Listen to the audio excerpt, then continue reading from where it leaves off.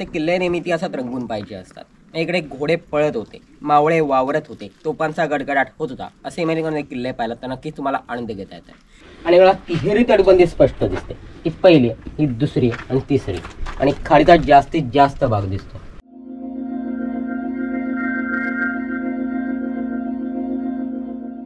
तर नमस्कार मंडळी, मी प्रसाद चव्हाण पुन्हा एकदा स्वागत करतोय तुमचं.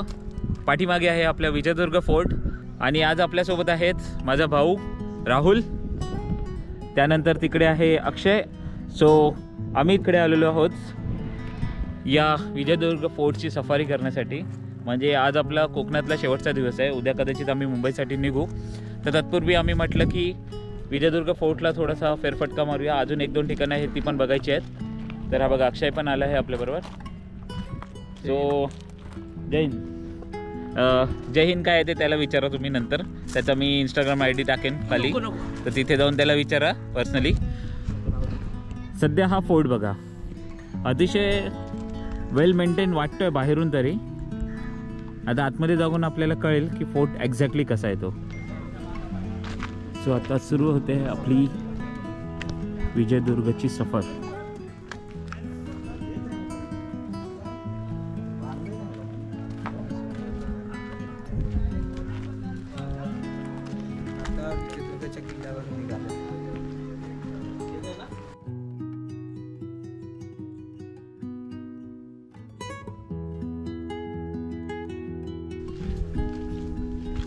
आता आपण आलो आहोत विजयदुर्ग किल्ल्याच्या आतमध्ये.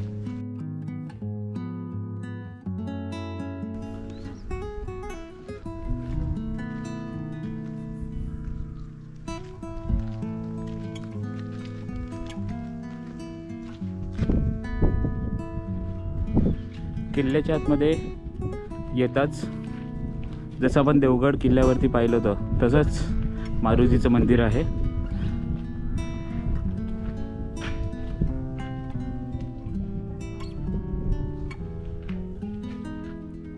त्या तिथून आतमध्ये आल्यानंतर हा समोरच आपल्याला भव्य असा किल्ला दिसतो. या बाजूला तटबंदी आहे किल्ल्याची. सो आता आपण पाहिला तो किल्ल्याचा तटबंदीचा एक बाजूचा भाग.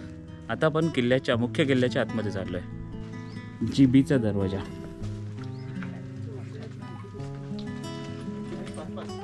सो किल्ल्याच्या आतमध्ये आता आपण आलो आहे. आपण किल्ला पाहण्यासाठी आपल्याला जास्त माहिती करणार नाही म्हणून आपण गाईडसोबत घेतलं आहे. तर दादा, तुमचं नाव? अवधूत पाटील. अवधूत पाटील. तर हे आपल्याला किल्ल्याबद्दलची पूर्ण माहिती सांगणार आहेत. किल्ला बघायला तरी किती वेळ लागतो? एक सव्वा तास जाईल. 1 ते सव्वा तास. सव्वा ते तुमच्या याच्यावर असतो, आणि इंटरेस्ट जास्त असेल तर जास्त वेळ लागू शकतो. ओके. तर जवळपास 1 ते सव्वा तास आपल्याला लागणार आहे. तर आपण त्यांच्याकडनं जाणून घेऊया किल्ल्याबद्दलची पूर्ण माहिती, आणि काही शॉर्ट्स आणि काही माहिती मी तुमच्यासाठी पण आपल्या व्हिडिओमध्ये दाखवेनच. किल्ल्यावर आणि इंग्रजांना खिरी आणणाऱ्या खेरियावर म्हणून टुरिस्ट गाईड अवधूत पाटील आपलं स्वागत करतो. कुठून आलात? मुंबईवरून. तो किल्ला पाहणार आहोत तो इसवी सन 1195 ते 1205 या काळात शिल्लार संस्थानाचे राजा भोज यांनी बांधलाय. तो केवळ 5 एकरमध्ये भाग आहे. तो आतमध्ये तो आपण नंतर पाहणार आहोत. राजा भोज हे मध्य प्रदेश MP चे. त्याकडून महाराष्ट्रात 11 किल्ले बांधले, त्यापैकी हा एक होता. पन्हाळा त्यांची राजधानी होती. 1218 मध्ये देवगिरीच्या आजोबांच्या ताब्यात गेलाय, म्हणजे दौलताबाद. 1354 मध्ये विजयनगरचे राजे यादव कृष्णदेवराय कर्नाटक त्यांच्या ताब्यात गेला, आणि 1431 मध्ये बहामनी सुलतान अल्लाउद्दीन अहमद शाह यांना जिंकून घेऊन 1490 ते 1526 या कालावधीत बहामनी राजे 5 तुकडे झाले. बहामनी राजे 5 तुकडे म्हणजे आदिलशाही, निजामशाही, कुतुबशाही, बिदरशाही आणि इमादशाही असे 5 तुकडे झाले. यात कोकण प्रांत हा विजापूरच्या आदिलशाहकडे गेला, आणि जवळजवळ 125 वर्ष केल्यावर विजापूरचं म्हणजे आदिलशाचं राज्य होतं. आणि साधारणपणे 1653 साली महाराजांनी जिंकून त्याचं विस्तारीकरण केलं. किल्ला बांधणारा 17 एकर 19 गुंठ एवढा किल्ल्याचा परिसर आहे. म्हणजे दर्शनाला छोटा वाटतोय, आतमध्ये गेल्याची भव्यता तुमच्या लगेच लक्षात येते. यांना किल्ले पाहताना आमचे एक रिक्वेस्ट असते, किल्ले नेहमी इतिहासात रंगून पाहिजे असतात. इकडे घोडे पळत होते, मावळे वावरत होते, तोफांचा गडगडाट होत होता. असे अमेरिकन किल्ले पाहिला तर नक्कीच तुम्हाला आनंद घेता येतो. म्हणजे आपल्या ज्या शिवरायांनी स्वराज्य मिळवून दिलाय, आणि त्याच्या बाळा लहानसे मोठे झालो, त्यांचं मूर्तिमंत रूप डोळ्यासाठी.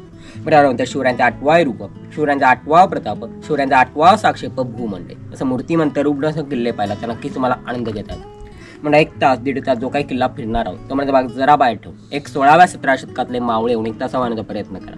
तुमच्या अंगात वीररस संचारला पाहिजे, अंगात शारे वगैरे उठले पाहिजे, असं गेलं सादरीकरण व्हायला पाहिजे. कारण किल्ले आपल्या ज्ञानात प्रत्यक्ष किंवा अप्रत्यक्ष त्या खूप भर टाकत असतात, पण या दुर्घटना न कळल्यामुळे आपली फसगत होते. तुम्हाला एक दुर्दैव अशी गोष्ट अशी सांगायची वाटते की बऱ्याच भारतीयांना महाराष्ट्रात जास्त पटलेलं नाहीये, पण भारतीय देशात महाराष्ट्रात जास्त पटलंय. म्हणजे व्हिएतनाम सारखा एक छोटासा देश त्यांनी अमेरिकेला 1-2दा नाही तर सलग 8 वेळा असं उकीपळ करून सोडलं. म्हणजे मिलिटरीचे सेनापती होते हो ची मिन्ह म्हणून, ज्या इंटरव्ह्यू घेण्यात आला आणि जेव्हा त्यांना प्रश्न विचारण्यात आला की तुम्ही अमेरिकेला सक्सेस कसा मिळवला, एक प्रांजळपणे सांगितलं की आम्ही काही केलं नाही. इंडियासारख्या देशात शिवाजी यांचे कर्तबगार राजे होऊन गेले, त्या गनिमी कावा हे टेक्निक वापरलंय आणि तेवढा सक्सेस मिळालाय. तेवढं बोलून थांबत नाही, ते पुढे असं बोलतात मी ज्या मरेन आणि जेव्हा कबर बांधतात त्या कबऱ्या स्पष्टपणे इकडे शिवरायांचा मावळा विसावला. एवढं मारण्यात महत्व होतं मला कळलं नाही. सध्या 27च्या मिलिटरीवरचा महाराज गनिमीकाचे धडे शिकवले जातात. या अमेरिकेसारख्या देशात बोस्टन विद्यापीठामध्ये MBA मध्ये महाराजांनी 100 मार्क सेपरेट पेपर. मला आपला सरकार तिकडे लक्ष देत नाही, आपलं सरकार उलट इतिहासातले धडे कमी करत जाते. तुम्हाला हा जिबीचा दरवाजा लागतो. जिबीचा दरवाजा म्हणजे आघाडीचा दरवाजा असतो आणि चढायची पहिली सुरुवात तुम्हाला इकडून असते, त्याला फर्स्ट एंट्रन्स म्हणतो. म्हणजे हा पारसी शब्द असण्याला फरक वाटतो, तो त्याचा शब्द आहे. आपण म्हणतो खबरदार तर टास मारू जाल पुढे चिंदडा एवढी विना राई एवढं असे म्हणाले. आघाडीच्या मावळे तिकडे अहोरात्र पारा देत उभे असते. याला किल्ले पाहताना शंका आहे किल्ले एवढे टिकतात कसे काय. तरी 82 तडमध्ये आपण काही ठिकाणी मेल फिमेल लॉकिंग पद्धतीने बनवली म्हणजे पुलिंग स्त्रीलिंगी दगड असे यात लॉक केले. आपण हेमाडपंथीय बांधकामाचा नमुना असं म्हटलं. म्हणजे जुनी मंदिर होईल किंवा कोल्हापूरचं महालक्ष्मीचं मंदिर हेमाडपंथीय बांधकामाचा नमुना. त्यात प्रामुख्याने गुळ चुना शिस असं मटेरियल वापरलंय. तर काही ठिकाणी राळ कात्या हिरड्याची पानं चुनकडी असं बाइंडिंग मटेरियल वापरलंय, पावसाचं पाणी वगैरे आत जाऊ नये. संपूर्ण तणवशे पांढरे पांढरे स्पॉट आहेत. त्याच्या खाडीवरून आक्रमण झाले आणि तोफगोळे बसलेत आणि ते बुजवण्यात आले. 1718 मध्ये ब्रिटिशमध्ये वॉल्टर बूथ आणि असं 2 दिवस तोफांचा भडीमार केलाय आणि तोफगोळे बसलेत आणि ते बुजवण्यात आले. म्हणजे अडे किल्लेदार एक कानूरचे आंग्रे, त्यांच्या मुलीचं नाव लाडूबाई. त्याच्या अवयावरी त्या गडाशी बरीचशी मंडळी बाहेर गेले आणि पावसाचे दिवस होते तर मुकासरला हल्ला केलाय. या कवीमध्ये 4 बंदी केल्यात. त्यांचं म्हणणं असं होतं पाणी यातल्या शंडदानाचे बंड पाळलेला आहे, विजयवंत गाजाला चौकडे विजयदुर्ग घेरिया. म्हणजे इंग्रजांना अक्षरशः शंड म्हटलंय. असं 2 दिवस तोफांचा भडीमार करतोय, पैंतरचा दगड हलवू शकले नाही, इंग्रजांना शंड असं म्हटलं. आणि आधी काही डगलस म्हणतात आम्ही विजयदुर्गा तोफांचे गोळी डागले खरे, त्याचा काही उपयोग झाला नाही. कापसाचे बोळे बसतात तसे बसलेत आणि बाजू राहून पडले. एवढ्या किल्ल्याचं वैशिष्ट्य म्हणजे वैसे थोडा छोटे छोटे होत असतील, एकदम वरती छोटे छोटे. ते धनुष्यबाणाने किंवा बंदुकीने मारण्यासाठी असतात. आणि जेव्हा जंगी असं म्हणतोय शब्दप्रयोग वापरतात, जंगी मारामारी झाली तर त्याचा शब्दप्रयोग धनुष्यबाणाची किंवा बंदुकीची मार असणार. आणि खालचे मोठे हे पावसाचं पाणी जायला किंवा हवा पास होण्यासाठी असतं. आणि हे पाठीमागचे चौकोन आहे त्याला फांजी म्हणतोय. त्याला चौकाळा ठेवणार आणि खाडीवर आक्रमण चढवणार. चौकाळा व्हायब्रेशन बॅक येतो, रिकॉल येतोय ना, तो रिकॉल येऊ नये म्हणून त्याला उतार दिला, स्लोप दिला. इतिहासकार गोनी दांडेकर म्हणतात डोळ्यासून किल्ले पाहू शकत नाही, कानासून किल्ले ऐकू शकत नाही आणि पायासून किल्ले चालू शकत नाही. आणि किल्ले पाहिजे नसतात तर ते अनुभवायचे असतात. म्हणजे दांडेकर स्वतंत्र साध्य असेल, त्याला दुसरा टप्पा सराव दिला. त्याला 2 टप्प्यात किल्ला दाखवतोय. एक म्हणजे या दुर्गरचना समजावून घेणे आणि तुम्हाला सांगितलं आमच्या लगेच लक्षात येतात. पण दुसरा टप्पा जर अवघड असतो. दुसरा टप्पा असा असतो या तडबंदी मला जिवंत करायचे असतात, या तडबंदी मला खुणवत आहेत, आम्ही असतो पांचा मारा झेलून मजबूत राहिला असं आयुष्यात कुठल्याच संकटात लागू नका, उलट टेन्शन वगैरे घेऊ नका. डॉक्टर पाण्यात खर्च कमी होतो की नाही. दुसरा टप्पा आहे आणि त्या वर्षात अंमलबजावणी नक्कीच त्याचा फायदा मिळतो. पण किल्ले माध्यमातून तो उचलला पाहिजे. आपल्या 21व्या शतकातलं जीवन आहे फास्ट जीवन आहे. आपल्या बारीक सारीक गोष्ट टेन्शन लगेच येते म्हणजे खर्चलं तरी टेन्शन येतं. पण महाराजांनी 16व्या शतकात टेन्शन घेतलं असतं म्हणजे महाराजांना सगळं शून्यातून निर्माण करायचं. काही महाराजांना 16व्या शतकात टेन्शन घेतलं असतं तर आपल्या स्वराज्य हा 3 अक्षरी शब्द आहे पण तो मिळाला असता. ते टेन्शन वगैरे घेऊन टेन्शन घेऊन कुठलेही प्रॉब्लेम सुटत नाही, उलट ते वाढत जात आहे. म्हणजे आता आपण काय करतोय नुसतं शिवाजी महाराज की जय म्हणतोय पण त्याच्यापासून जो आउटपुट घेण्याचा जो टप्पा आहे, प्रेरणा घेण्याचा जो टप्पा आहे तो आपण सोयीस्कर होत्या कुठेतरी बाजूला ठेवतोय. म्हणजे किल्ले माध्यमातून तो उचलला गेला पाहिजे. ही समोर दिसते आपल्याला शुक नदीची खाडी म्हणतो आणि ही वाघोटर नावाची खाडी इकडून 40 मीटर लांबीपर्यंत पसरली. कुठली नदी? शुक नावाची नदी याची खाडी. शुक ओके. वाघोटर खाडी इकडून 40 मीटर लांबीपर्यंत पसरली. मुंबई गोवा महामार्गावर खारेपाटण म्हणून गाव आहे तिथपर्यंत गेलेली. पलीकडचा डोंगर आहे तो राधापूर तालुका रत्नागिरी जिल्हा आणि सिंधुदुर्ग जिल्हा देवगड तालुका आहे. तटाची उंची समुद्र सपाटी बांध सांगितली जाते ती 36 मीटर आहे आणि 27 बुरुज आहे. 20 बाहेरच्या साईडला आहेत आणि 7 आतमध्ये आणि 27 बुरुज आहे. असा तिहेरी तटबंदीचा किल्ला आहे आणि खाली पहिली तटबंदी आहे, ही दुसरी तटबंदी आहे आणि तिसरी ह्याच्यामध्ये किल्ला आहे. तिहेरी तटबंदीचा किल्ला म्हणतो. किल्ल्याला जेवढा तटबंदी किंवा दरवाजे जास्त तेवढं किल्ल्याचं संरक्षण जास्त आणि किल्ल्याला तटबंदी जास्त आहे. जंजिरा जर बघितला असाल किंवा सिंधुदुर्ग जर बघितला असाल तर तिकडे सिंगल तटबंदी किल्ल्याला तिहेरी तटबंदी आहे. तिहेरी तटबंदी असलेला एकमेव जलदुर्ग आहे. हा समोरचा बीच आहे तो माडबनचा बीच आहे. त्याच्या पाठीमागे तो जैतापूर प्रकल्प आहे आणि ऊर्जा प्रकल्प. हा पुढे मुख्य दरवाजा, त्याला मेन गेट म्हणतो किंवा महाप्रवेशद्वार म्हणतो. याची बांधणी वाहतो डाव्या बाजूला वळवून बांधलेली, त्याला गोमुख पद्धतीची बांधणी म्हणतात किंवा गोमुख रचना बोलतो. त्याला आपल्या भाषेत लपवल्या दरवाजाचा म्हटलं जातं. म्हणजे जेव्हा दरवाजा समोर जात नाही तर दरवाजा दिसत नाही. याच्या मागे 4 प्रमुख कारणं असतात. पहिलं म्हणजे शत्रूला पटकन दिसू नये. शत्रूच्या जिभेच्या दरवाजाने आत आला तर तो गोंधळणार. त्या गोंधळलेल्या दिवसाशी आपण त्याला जंगीमधून टिपायचं, गनपॉट्समधून टिपणार आहोत. दुसरं कारण म्हणजे हत्ती घोड्यांचा वेग कमी होता, चढणे आणि परत टळणे, त्यांची धडस दरवाजा जोरात बसू शकत नाही. तिसरं कारण म्हणजे लाकडी ओंकार फक्त सरळ आणणार आहोत, वाकडा जाणार नाही, त्याची धडस दरवाजा जोरात बसू शकत नाही. आणि चौथं सर्वात महत्त्वाचं कारण म्हणजे तोफगोळ्यांचा मारा हात तटबंदीला बसतो, दरवाजा जाऊ शकत नाही. दरवाजा होण्याची शक्यता खूप कमी असते. या सगळे किल्ले बघा तुम्हाला असेच दरवाजे मिळतात. रायगड बघा, प्रतापगड बघा, जंजिरा बघा किंवा सिंधुदुर्ग असेच दरवाजे. आणि आपले जास्त करून माणसं उजव्या हाताची असतात, राईट हँडेड असतात. आपण खालून मारा केला तर तटबंदीला बसतो, आपल्याला नाही बसत. आपण वरून मारा काढणार, आपला हा उजवा हात पडतो, आपला जोरात प्रेशरनी बसतो. शिवाय पुढे निमुळता होत गेल्यामुळे शत्रुसेना कमी बसतं आणि परत त्यांना वरून आरामात मारते. आणि हा शेवटचा तो गोळा इथपर्यंत बसलाय, पांढरा दिसतोय, त्या पुढे जाणार नाही. आणि कुठल्या ठिकाणी मारा केला तो दरवाजापर्यंत जात नाही, आपला दरवाजा दिसत नाही. या सगळे किल्ले बघा तुम्हाला असेच दरवाजा मिळत आहे.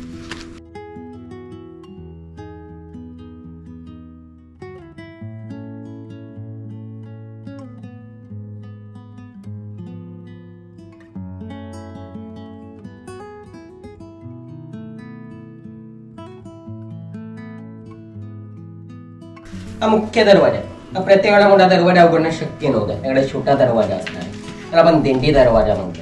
आणि लोखंडी खेळ मुद्दाम ठेवले, हत्तीने तर धडक दिली तर जखमी या उद्देशाने. आणि लाकडी येऊन काढला तरी तो त्याच्यात अडकतोय, मागे खिचायला त्रास होतोय. तसे पलीकडच्या भिंतीतून एवढा मोठा लांब लाकूड येणार आहे, ते इकडे अडकतंय. आणि तिकडून एवढं मोठं लांब लाकूड येणार, तिकडे अडकणार. आपण आडणं म्हणतोय, अडसर म्हणतोय किंवा आगळ म्हणतो.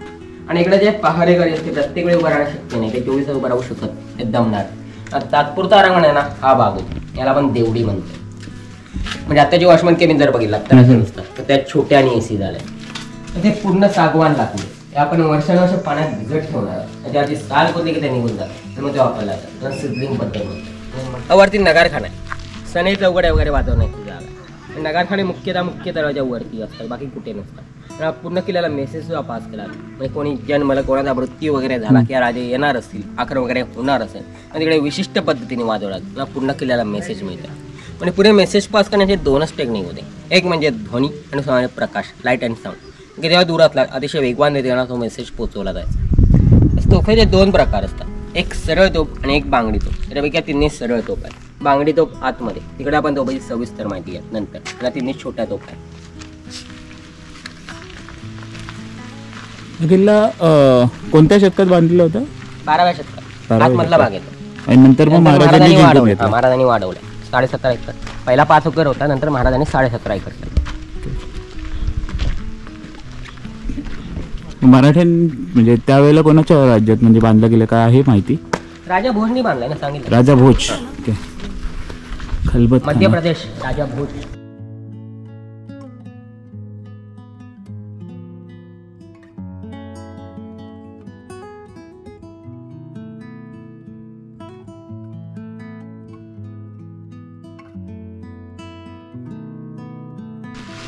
हा खलबतखाना आहे. खलबतखाना म्हणजे गुप्त चर्चा करण्याची जागा आहे. आपल्या सदर म्हणजे दरबारचा भागा प्रत्येक किल्ल्यावर बघायला मिळतो, पण खलबतखाने जास्त करून कुठल्या किल्ल्यावर बघायला मिळत नाही. खलबतखाने फक्त राजधानीच्या किल्ल्यावर असतात, बाकी कुठे नसतात. म्हणजे आपल्या स्वराज्याची पहिली राजधानी राजगड आणि दुसऱ्याने रायगड, तिकडे तुम्हाला खलबतखाने बघायला मिळतात. महाराजांनी 1664 साली आरमारची स्थापना या किल्ल्यात केली. त्यामुळे आरमारच्या राजधानीचा किल्ला, नेव्हीच्या कॅपिटलचा फोर्ट आहे, त्याकडे होता खलबतखाना बघायला मिळतो. या दगडांना डोळ्यांना मिळण्यासाठी बारीक बारीक छिद्रे, एकदम पोरस दगड, त्यामुळे आतमध्ये आवाज घुमतोय. बाहेर लाकडी दरवाजा असायचा, बाहेर दोन पारेकरी उभे केले जाणार आहे आणि मग आतमध्ये चर्चा चालू असणार आहे. चर्चा चालू असताना जवळपास कोणाला फिरकू द्यायचे नाही. म्हणजे आता आपली देवळं बघा गोलाकार असतात, पण आवाज वगैरे काही घुमत नाही, तर आपल्या दगडांची रचना व्यवस्थित नसते. तुम्ही जर विजापूरचा गोलघुमट बघितला असाल किंवा गोळकोंडा जर किल्ला बघितला असाल, तिकडे असा आवाज घुमतो, तसा इकडे पण आतमध्ये आवाज घुमतोय. मग काही लाईट नाही आहे, माईक सिस्टीम नाही, त्या हळूदार बोलले क्लिअर ऐकू केलं पाहिजे, हा उद्देश आहे. म्हणजे महाराजांना त्याही कळलं की आपला समुद्रावर जागता पारा हवा आणि कुठे ते आपल्याला नेवल बेस हे महाराजांना सुचलं. त्यांना मुघलांना सुचलं नाही, इंग्रजांना सुचलं. ज्याच्याकडे आरमार त्याचा समुद्र असं असणार. त्याही महाराजांनी त्याही स्वतःचा असं आरमार निर्माण केलं. त्याही मराठी आरमाराचे जनक या फादर ऑफ इंडियन नेव्ही असं महाराजांना म्हटलं जातं. आणि कान्होजी आंग्र्यांना सरकेल हा किताब या किल्ल्यावर दिला. म्हणजे आपण सरनोबत म्हणतो की आज सरलष्कर म्हणतो, तसा आरमारातला सर्वोच्च किताब होता सरकेल. राजाराम महाराजांनी त्यांना 1698 साली सरकेल हा किताब दिला आणि मग त्याच्याकडे पूर्ण कोकण प्रांत देऊन टाकला. आणि कान्होजी आंग्र्यांचा समुद्र एवढा वचक होता की त्यांना जमिनीवरची मगर आणि पाण्यातला शार्क अशी इंग्रजांनी उपमा दिली. एवढ्यांचा वचक होता. मग त्या इंग्रज, पोर्तुगीज, डच यांची जहाजं आपल्या समुद्रातून फिरणार आणि त्याकडून दस्तक म्हणजे टोल वसूल करायचं. आणि जर त्यांनी हस्तक दिलेला नसेल आणि जर ते जहाज असेल किंवा जहाजाची जी मालमत्ता असेल त्या जप्त करून इकडे आणून ठेवतो. एवढ्यांचा वचक होता. त्या समुद्राला प्रतिशिवानी समजलं कान्होजी आंग्र्यांना. या पायऱ्या उंच सकल एवढ्यासाठी ठेवल्यात कारण या किल्ल्यावर इंग्रज, पोर्तुगीज, डच यांचा जास्त डोळा होता. आपल्या मावळ्या सह्याद्रीतल्या असल्यामध्ये सगळ्या खास काळी यांचा सराव होता. त्यांना किल्ला पटकन जिंकता यावा आणि किल्ला निघाल्यानंतर इंग्रज पोर्तुगीजांना त्रास व्हायचा त्याच्याने पायऱ्या उंच सकल ठेवल्या. प्रत्येक दगड बघा त्यांनी मोजून मापून बसवला म्हणजे जेणेकरून इंग्रज चढताना पडले पाहिजे आणि त्यांना लागलं पाहिजे. आपल्याला त्रास व्हावा हा मागचा उद्देश नाही. प्रत्येक दगडाची लांबी रुंदी उंची वेगवेगळी, एक साईजमध्ये एक पण दगड नाही, अनियमित. तुम्हाला तर संपूर्ण तटबंदी जर फिरायचं असेल तिकडून खालून रस्ता म्हणजे तिकडे आपला दारुगोळ्याचं कोठार आहे. तिकडून आपल्या घोड्याने दारुगोळा घेऊन येतात. तिकडून प्रत्येक बुरुजावर टाकत जाणार. असे 20 बुरुज आहेत बाहेरच्या साईड. असा पूर्ण राऊंड होतो बाहेर. म्हणजे मगाशी म्हणाला घोडे पळस इमॅजिन करा. तिकडून ते घोडे दारुगोळा घेऊन असे पळत पळतात बाहेर पूर्ण तटबंदीला सप्लाय करत. हे पण तोफांसाठी ठेवलेले आहेत ना? नाही तोफांसाठी.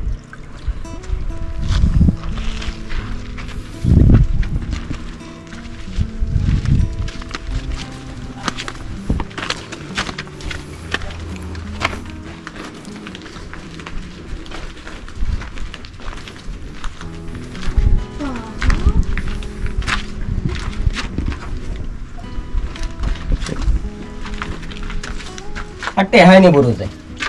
टेहाळणी म्हणजे पाहणी करणे. खाडी असा आकार बांधण्यासाठी सर्वात उंचावर बांधलेला बुरुज आपण वॉच टॉवर म्हणतो. वॉच टॉवर नेहमी उंचार असतात. या खिडक्याचा मुद्दाम उंच ठेवलाय आणि मला तिहेरी तटबंदी स्पष्ट दिसते. ही पहिली, ही दुसरी आणि तिसरी आणि खाडीचा जास्तीत जास्त भाग दिसतो. लांबवर शत्रू दिसला आपण खाली निरोप देणार आहोत. मग तेवढा आपण त्या तोफा तयार ठेवणार आहोत. ते मधलं ते जायला वाट आहे ना खाली कुठली? पण हा तिकडे तोफ ठेवायचं ना ह्या तोफांसाठी त्याच्यात तोफा असणार आहेत आणि परत ह्या मधला वाट आहे आणि ही परत वाट आहे ना खाली. इकडे एकूण 4 किल्लेदार होते. कान्होजी आंग्रे, संभाजी आंग्रे, तुळाजी आंग्रे. हे 3 आंग्रे घराण्यात आहेत. म्हणजे आंग्रे घराण्यात 3 पिढ्या झाल्या आणि शेवटचे आनंदराव धुळप आहेत ज्यांच्या आपल्या गावात वाडा येते. त्यापैकी संभाजी आंग्रे शिवभक्त होते. ते पूर्वी काही काळा कुणकेश्वरपर्यंत चालत जायचे म्हणजे 40 वर लांबपर्यंत चालत जायचे. पण पुढे त्यांना शक्य नसल्यामुळे त्यांनी इकडे शिवलिंगाची स्थापना केली. त्यांना इकडून असा दृष्टांत झालेला म्हणजे स्वप्न पडलेलं की इकडून इकडे 2 तोफगोळे एकत्र एकाच ठिकाणी जाऊन पडणार आहेत. तिकडे शिवशंकर स्वयंभू प्रकट होणार होते. मग इकडून त्यांनी 2 तोफगोळे डागलेत. ते 1.5 किलोमीटर अंतर जाऊन पडलेत आणि मग ते रामेश्वर देऊळ बांधायला सुरुवात केली. आता उजवीकडे जाताना लागेल तुम्हाला ते पुन्हा पाषाण खोदून त्यांच्या काळात देऊळ बांधायला सुरुवात झाली. तिकडे त्यांची समाधी सुद्धा आहे. भिंतीवरची चित्रशैली सुद्धा बघायला मिळेल. आणि आनंदराव धुळपानी पोर्तुगीज संतान नावाचं जहाज होतं. त्या जहाजावरून उठलेली मोठी घंटा सुद्धा आहे खाली त्या मंदिरात 1791 सालची रामेश्वर मंदिरात.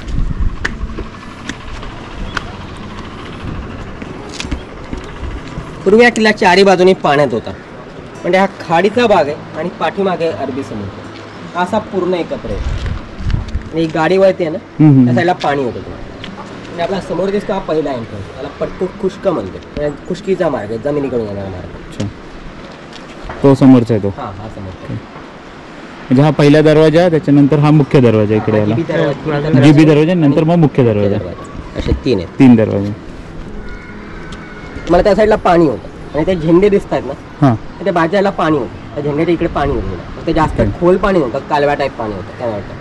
त्यामुळे येण्या जाण्यासाठी लाकडी पूल होता. तो आपण दिवसभर चालू ठेवायचा आणि रात्रीला काढून टाकायचा. म्हणजे रात्रीचा किल्ल्याचा अंबरचा तोडून टाकला.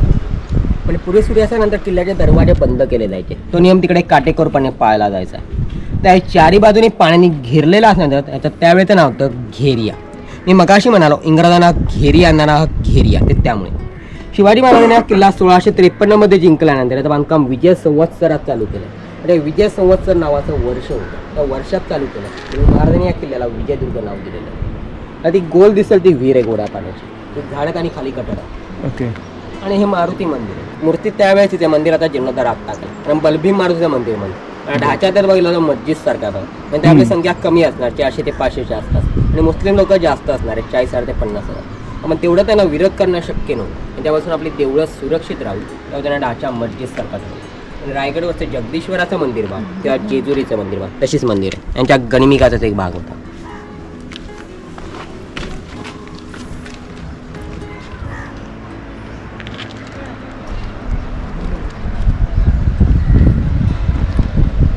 इकडून एवढं मोठं लाकूड टाकला तर मुख्य दरवाजा बंद करायला आपण आडणं म्हणतोय, अडसर म्हणतो, आगळ म्हणतो. ते इकडून ते टाकलं तर ते पलीकडे जाऊन लॉक होतंय. सिमेंटचं हे केलं असेल आता, सिमेंट लावलं असेल ना याला स्ट्रक्चर हे करायला. सिमेंटचं पाणी फक्त मार ते स्ट्रक्चर मेंटेन करण्यासाठी. दारुगोळ्याचं कोठार, हे दारुगोळ्याचं कोठार आहे. शत्रूचा मुख्याला दारुगोळ्याच्या कोठारावर असतं. तर लाकडी छप्पर असतं तर जळून गेलं असतं म्हणून दगडी छप्पर ठेवलंय मुद्दा. आणि डबल भिंत आतून आणि बाहेरून अशी डबल भिंत.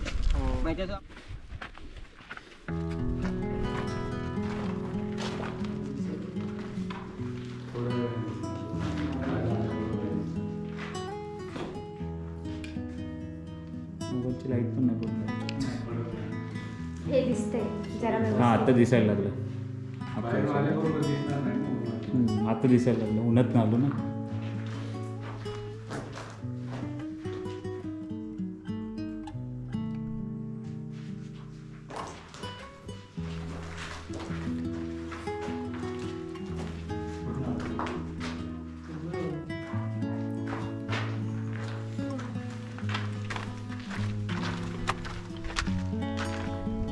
महाराजांनी आपल्या मावळ्यांची घरे मातीची बागली तर छप्पर एक कौलार नाच्या झावळांची गेली त्या गवताऱ्या गंजने शाकारली.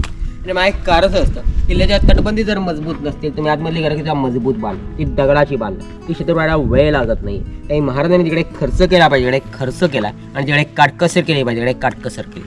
एवढा बारीक सारीक गोष्टीचं माझ्याकडे प्लॅनिंग होतं. आता आपल्या प्लॅनिंग नाही आहे पण घर बांधताना सुद्धा बारीक सारीक गोष्टी त्याच्यात केला जात नाही. आणि आपल्याला बाल्कनी हवी म्हणून ती बाल्कनी ठेवतो म्हणजे काही महिन्यांनी किंवा काही वर्षांनी तीच बाल्कनी जागा कमी पडते आणि पाडू सुद्धा टाकतोय. आणि केलेला खर्च फुकट जातो आणि परत नव्याने खर्च करावा लागतो. काही महाराष्ट्र यशस्वी मागे दोनच कारणं होती. एक म्हणजे त्यांच्या व्यवस्थित प्लॅनिंग आहे आणि दुसरं म्हणजे यांची माणसं जोडण्याची पद्धत आणि ते यशस्वी झाले. त्याला कुठली सुद्धा गोष्ट करता प्लॅनिंग करून करत जावं. म्हणजे महाराजांनी त्यावेळी सांगितलं की आम्ही आमच्या रथेसाठी एवढी माणसं जोडून ठेवलेत की आमची रथ काही केला पारतंत्र्यात जाऊ शकत नाही. त्याप्रमाणे महाराज जाऊन आता 350 वर्ष होत आले तरी आपण स्वराज्यात आहोत सुराज्यात नसलो तरी. या बिझनेस टॅक्टिक्स आहेत म्हणून शिवाजी महाराजांना बेस्ट मॅनेजमेंट गुरु असं म्हटलं जातं. मला समोरचं एक आणि हे अशी 2 धान्य कोठार आहेत ग्रँड स्टोरेज. शत्रूचा दुसरा लरसत तोडण्यावर असतो त्याच्यावर आपण दगडी छप्पर ठेवला मुद्दा. म्हणजे मला जेवढं वरती दिसतं तेवढंच जमिनीच्या खाली. आणि पूर्वी किल्ल्याला 6-6 महिने 1-1 वर्ष वेढा पडायचा. त्यात मधलं अन्नधान्य आणि दारुगोळा संपला की आपण शत्रूशी लढू शकत नाही. आरामाने 1-2 वर्ष पुरे म्हणजे त्यात धान्य साठवलेलंच आहे. हे व्हेंटिलेशन आहे हवा पास होण्यासाठी.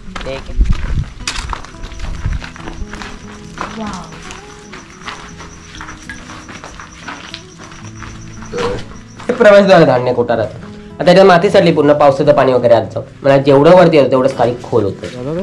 ही बाहेरच्या अर्थाने पालखी किंवा मेणा ठेवण्याची जागा आहे. त्या अर्थाने पालखी किंवा मेणाची माणसं आहे पालखी किंवा मेणा इकडे ठेवला जात आहे आणि मग त्यांना पायगाड्या घालून दरबारात घेतो. हा दरबार आहे.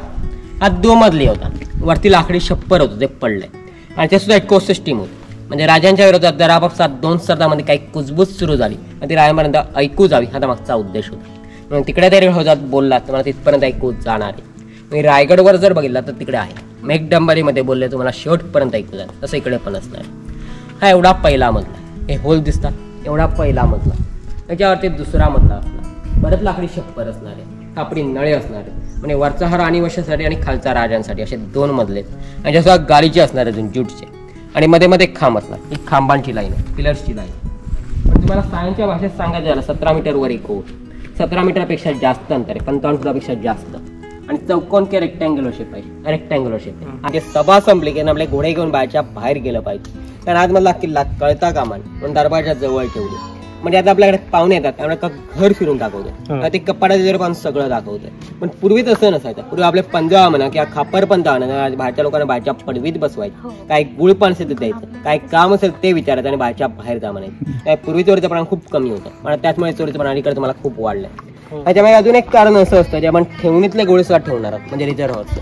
आणि आधी गडावर असं आपण गड हरतो असं वाटलं तर आधी ते ठेवणीतले घोडे घेऊन मागच्या चोर दरवाजाने गडाबाहेर जाऊ शकतात, पण दरवाजा जवळ ठेवलेली असते. म्हणजे महाराजांकडे 60% घोडदळ होतं आणि 40% पायदळ होतं. म्हणजे महाराजांनी औरंगजेबाच्या पत्रात लिहिलं की आमच्या सह्याद्री साधे कल्पनेतले घोडे नाचू शकत नाही, तर हत्ती उंटाला आमची गोष्ट आहे. औरंगजेबाला 3.5 लाखाची फौज घेऊन त्याला परत काहीच नाही त्याला नाही, तर इकडेच मेला. तो स्वतः जमला खुलताबादला.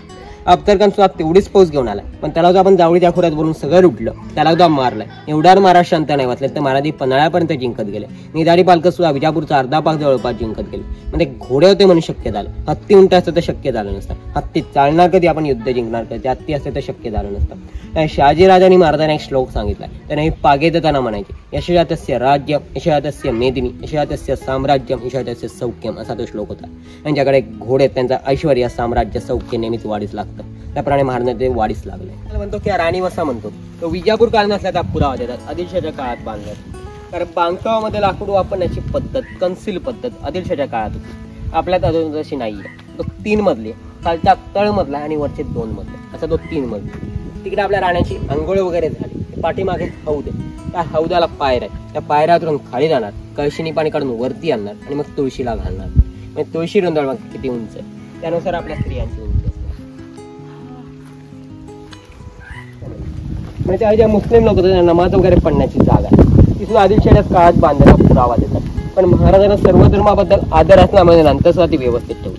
म्हणजे महाराजांना म्हणणं असं होतं, आमच्या स्वराज्यासाठी जो काम येईल तो आमचा मावळा, त्यानंतर सुद्धा ती व्यवस्थित होती. म्हणजे समर्थ रामदासांची उक्ती आहे, मराठा तुका मिळवावा, महाराष्ट्र धर्म वाढवावा, की महाराजांनी सार्थक करून दाखवलं. मग ते मराठा असा शब्द होता, म्हणजे मरण पण हटणार नाही अशा आपली त्यावेळची लोक होती. आणि कुठला जातीची कुठला धर्माची असो ती महाराजांना स्वराज्यासाठी घेतली आहे. म्हणजे आपले कोकणातले तोफखाना प्रमुख इब्राहिम दौलत खान होते, त्यांच्या जवळचे अंगरक्षक मदारी मेहतर होते. आपले सेनापती नूरखान बेग होते, वकील काजी हैदर होते आणि अफजल खान मारण्यासाठी जानी वागणकपण रुस्तमे जमाल अशी एवढी मुस्लिम मंडळी त्या स्वराज्यासाठी खर्ची झाली. 2 मजली खाली तटबंदीवर छोटं दिसतं ते टॉयलेट आहे त्यावेळेचं. आणि खालचा आडवा असा हुकूम दिसतोय तो सैनिकांना आराम करण्याची जागा, म्हणजे दमले का तिकडून आराम करायचा. इथून पुढे 5 एकर मधला किल्ला सुरू झाला. मूळचा राजा भूजने बांधलेला 12व्या शतकात.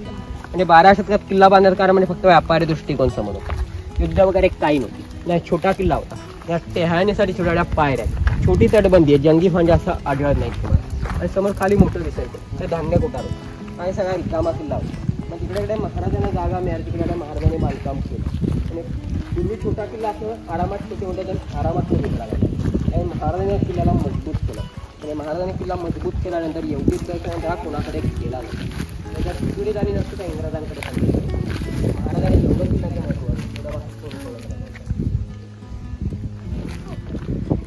हे पण म्हणजे तटबंदीचा भाग आहे की दोन्ही तटबंदी 12व्या शतकात.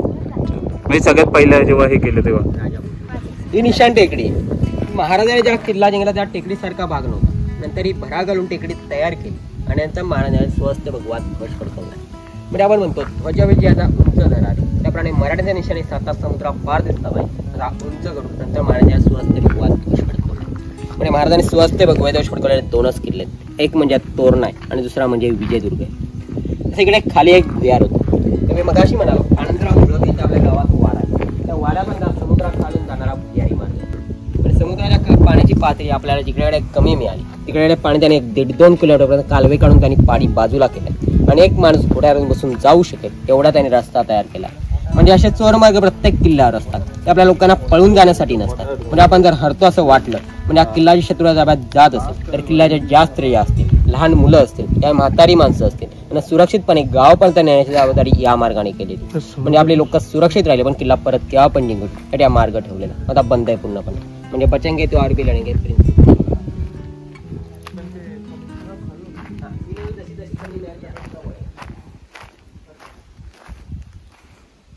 आता पुढे बंद असेल ना.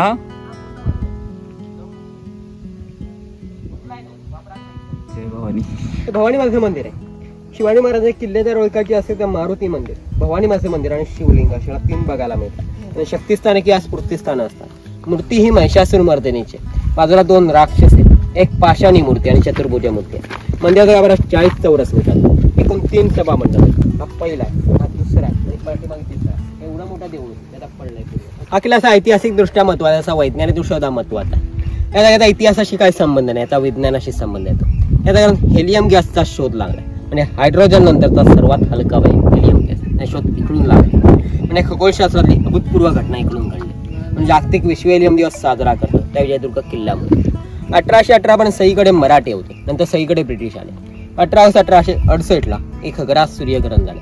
याचा अभ्यास करणे ब्रिटिश खगोलशास्त्रज्ञ सर जे नॉर्मन लॅकियर यांना बोलावण्यात आले. त्याने आधी 2-3 ठिकाणं अभ्यासली. नंतर पृथ्वीचं सूर्यापासून अक्षांश आणि रेखांशामधलं अंतर त्याला इकडून कमी आढळलं. याचा अभ्यास करण्यात ते इकडे आले. त्याकडे त्याने 2 दुर्बिणी लावल्या आणि ते 24 मिनिटात 8 मिनिटाचा सूर्यग्रहण त्याने इकडून अभ्यास केला. सूर्याभोवती 2 स्पेक्ट्रा सापडतात, एक हायड्रोजनचा आहे आणि एक सोडियमचा. त्यांना अजून एक वेगळा येल्लो कलरचा स्पेक्ट्रा सापडला. पुढे 30 वर्षांना परत एक सूर्यग्रहण झालं 1898. त्याचा अभ्यास करण्यासाठी ते इकडे आले. नंतर एक सहकारी होते फ्रेंच ॲस्ट्रॉनॉमर होते जॉन्सन म्हणून. त्यांना आंध्र प्रदेशमध्ये गुंटूर येथे पाडण्यात आले दुसऱ्या बॉर्डरवर. परत दोन्हीकडे तसे स्पेक्ट्रा सापडले. प्रयोगांती असा निष्कर्ष निघाला की दोन्ही स्पेक्ट्रा एकच आहेत. ग्रीक भाषेत हेलिओस म्हणजे आपला सूर्य आहे आणि त्या सूर्याभोवती प्रथम सापडल्यामुळे नंतर हेलियम असं नाव देण्यात आलं. या शोध इकडून लागल्यामुळे या केला आपण हेलियमचं पाळणागर म्हणजे उगम स्रोत असं म्हटलं जातं. आणि जागाला आपण साहेबाचे ओटे म्हणतो आणि इंग्रजात आपण साहेब म्हणायचो आणि प्लॅटफॉर्म म्हणजे ओटे म्हणून साहेबाचे ओटे असं नाव दिलं. या जगातला पहिला शोध इकडून लागला. ही बांगडी तोफ आहे वाटतं, आकारावरनं ह्याच्यावरनं वाटली. आपण बाहेर बघितले ते सरळ तोप होती, ही बांगडी तोप आहे. याच्यापेक्षा मोठी आपण जंजिरार बघतो, कलाला बांगडी म्हणतो. आणि बांगड्या घडवून बनवली म्हणजे रिंग जॉईन करून बनवली. अच्छा, हे आपल्याला जेवढा तोप गोळा टाकायचा त्याप्रमाणे पहिले दारू ठासून बनणार. म्हणजे थोडा गॅप राहिला असा तोप गोळा टाकला तर याच्यात छोटे गोळे असतात त्यामुळे कुल्फी गोळे म्हणतात. आणि परत दारू ठासून बनणार. परत शिशाने किंवा शर्याने ते पॅक केले जातात आणि मग तोपेच्या तोंड दिले जातात. पाठीमागून तोपेला वाद दिली की दारू पेडत येऊन मध्ये गॅप असणार तो गॅस कोंडणार. हे प्रचंड ज्वाळ निर्माण होते, प्रेशर निर्माण होते आणि प्रेशर निर्माण होतो तो गॅस पुढे स्पीडने जात आहे. त्याच्यामध्ये राऊंड असणार तो फिरत जाणार आहे. स्पायरल मोमेंट मिळते, ॲक्युरसी मिळते, ॲक्युरेट बसतो टार्गेट आणि जास्त डॅमेज सुद्धा करते. आता हेच टेक्निक आपण सध्या रायफलमध्ये वापरतो आणि तिकडे आपल्या चरकाने क्षमता संपते, तिकडून महाराजांच्या चरकाने क्षमता चालू होते. एकदम व्ह्यू भेटतो. तुम्हाला समोर डोंगर दिसतो तो पोखरला आणि किल्ल्याला फक्त शेप दिला, आकार दिला. तिकडे किल्ला वगैरे काही नाही. किंवा फसवा किल्ला म्हणतो किंवा डमी फोर्ट म्हणतो. तो समोर दिसतोय तो डोंगर किल्ल्यासारखा फक्त आकार दिला, किल्ला नाही. पण शत्रुवाडीचा तो किल्ला जिंकला की हा किल्ला जिंकणं सोपतो. पहिला हल्ला तो तिकडे करणार आहे कारण तिकडून बाहेरून त्यांना तो छोटा वाटणार आहे आणि हा मोठा वाटतो बाहेर. त्यामुळे पहिला अटॅक तो तिकडे करणार. तिकडे त्यांनी बराच वेळा तोफा टाकल्याने त्यांना काही प्रतिसाद मिळायचा नाही. मग ते वरतीच चढून बघणार कोणी आहे की नाही. आणि तेवढा त्यांना फसल्याची जाणीव, एवढा दारुगोळा फुकट जातोय, टाइम वेस्ट जातोय आणि तेवढ्यात आपण इकडे सावध होऊन जाणार. त्या खालून मारा करून त्यांना ते परतवून लावतो. त्याचा खालचा भागात खंदकात आहे आणि त्याच्या भाषेत चिलकत तटबंदी म्हणतो किंवा चिलकत बुरुज म्हणतो. आणि चिलकत व्यापार आपण स्वतःच्या संरक्षणी करून घेणार. त्याच्यापासून आपण स्वतःच्या संरक्षणी करून घ्यायचं. खाली होल आहे, त्या होलने आपण भरतीच्या वेळी अर्ध्या पण समुद्रात पाणी आतमध्ये घेणार. खाली अर्धा पण समुद्रात पाणी असेल. आपण तोफ चालवताना गोलंदाज किंवा तोपची म्हणतो. तोफेत अर्धा प्रचंड आणि बहिरेपण येणं शक्यता असते किंवा शारीरिक इजा होण्याची शक्यता. आणि पलीकडे म्हणजे युद्धाच्या वेळेस सगळीकडचे तोफगाडे चालू असणार. तिकडे तोफेला बत्ती दिली, इकडे तिकडे पायाला कुठे त्यांना जागा नसणार आणि खाली खंदकात म्हणजे पाण्यात येऊन ते उडी मारतात आणि तोफगोळा सुटेपर्यंत पाण्यात दबा धरून बसतात. आणि तोफगोळा सुटला की ते बाहेर येणार आहे आणि प्रचंड गरम होते. मग हेच पाणी तो थंड करायला सुद्धा वापरू शकतात. आणि पलीकडे जरी तटबंदीवर जरी शत्रू असला ते परत पाण्यामुळे इकडे येऊ शकत, त्या परत त्याला इकडून मारू शकतात. असं मल्टीपर्पज कन्स्ट्रक्शन, बहुपयोगी बांधकाम. तुम्हाला हा जसा बुरुज दिसतो तसा या साईडला एक बुरुज आहे. त्या बुरुजापासून एक 150 मीटर अंतर सोडून 500 मीटर लांब आणि 5 मीटर खोल अशी पाण्याखाली भिंत बांधली. त्याच्यामागे कारण एवढंच आहे, इंग्रज पोर्तुगीज यांच्या बोट्या खालून व्हीशेप होत्या, आपल्या खालून फ्लॅट पसरट होत्या. आपले त्या सरळ येणार आहेत आणि इंग्रज पोर्तुगीज त्याला धडकून फुटणार. याचा शोध अलीकडेच लागला आणि 1989ला लागला. आणि मेरिटाईम हिस्ट्री बोर्डात एक गुपचूप माणूस साहेब त्यांना पोर्तुगीजांची पत्र आढळली आणि पोर्तुगीजांनी इंग्रजांना मदत केली. आणि त्यात असं लिहिलंय की विजयदुर्ग अशी काही भूताटकी किंवा अद्भुत आश्चर्य यामध्ये 2-3 जातं बुडाली आणि खळजात पूर्णपणे स्कुबाडाने सर्वेक्षण केलंय आणि त्यांना ती भिंत आढळली. भिंत म्हणजे नुसत्या दगड रचले, गुळ चुन्याचं बांधकाम नाहीये तिथे. आणि खाडीच्या इंटरेस्टनं मुद्दाम टाकली. आपल्या समुद्रातून आक्रमण होणं शक्य आहे, त्यांना किल्ला जिंकायला तर खाडीतच जावं लागतं. त्या खाडीत प्रवेश करतात त्यांची 1-2 जादरी फुटली पाहिजे आणि खाडीच्या इंटरेस्टनं मुद्दाम टाकते. आणि हे किल्ला होता मध्यवर्ती ठिकाणी बांधलाय. इकडून रत्नागिरी जवळ, सिंधुदुर्ग जवळ, खाडी खारेपाटण पडणार आणि कोल्हापूरच्या पायथ्याकडे. शत्रू जर इकडेच वचक बसला नसता, शत्रू आरामात खारेपाटण बघायला असतात आणि त्यांना कोल्हापूर जिंकायला वेळ लागला नसता. त्यांना वचक बसावा या उद्देशाने किल्ला मध्यवर्ती ठिकाणी बांधला. खालची इमारती 12 शतकाचा बघू आता पन्हाळा किल्ला जर बघितला तर अशीच मोठी आहेत धान्य कुठं आणि वरती PWDचं गेस्ट हाऊस आणि वरती आता ते असल्यामुळे पडले आणि खालचं जुनं असल्यामुळे चांगलं.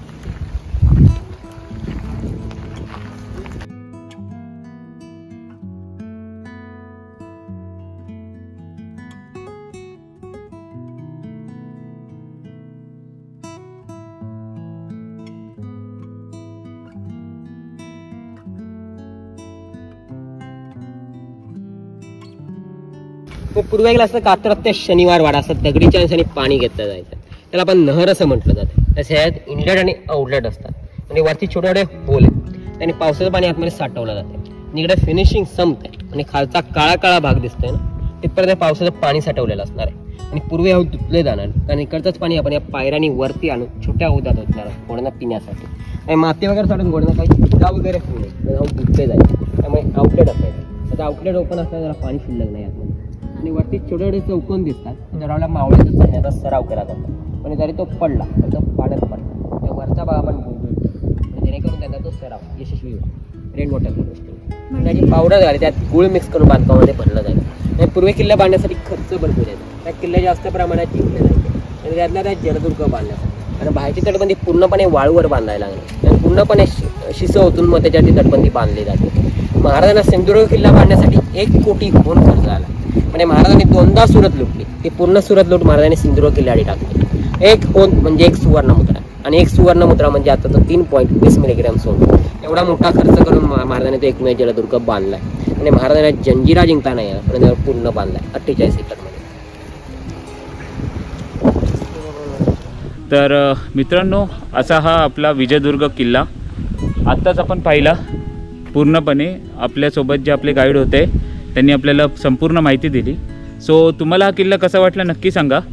आता या व्हिडिओला मी इथेच सांगतो. खूप मोठा व्हिडिओ झाला आहे कारण की किल्ल्याची एक एक गोष्ट त्यांनी आम्हाला इतिहासासकट एकदम व्यवस्थित समजावून सांगितली, त्यामुळे खूपच जास्त मोठं झालं आहे. सो बघा तुम्हाला आवडला तर नक्की लाईक करा, शेअर करा तुमच्या मित्रांसोबत, जेणेकरून त्यांना सर्वांना ही माहिती पाहायला मिळेल. आणि जर तुम्ही कोण विजयदुर्ग मालवण या साईडला फिरायला येत असाल आणि हे किल्ले पाहायला येत असाल तर नक्की किल्ल्याला भेट द्या आणि सोबत एक गाईड जरूर घ्या, जेणेकरून तुम्हाला एक संपूर्ण किल्ल्याची माहिती व्यवस्थित कळू शकेल. तर या नोटवरती मी प्रसाद सावंत तुमची रजा घेतो. बाय बाय, टेक केअर आणि राईड सेफ.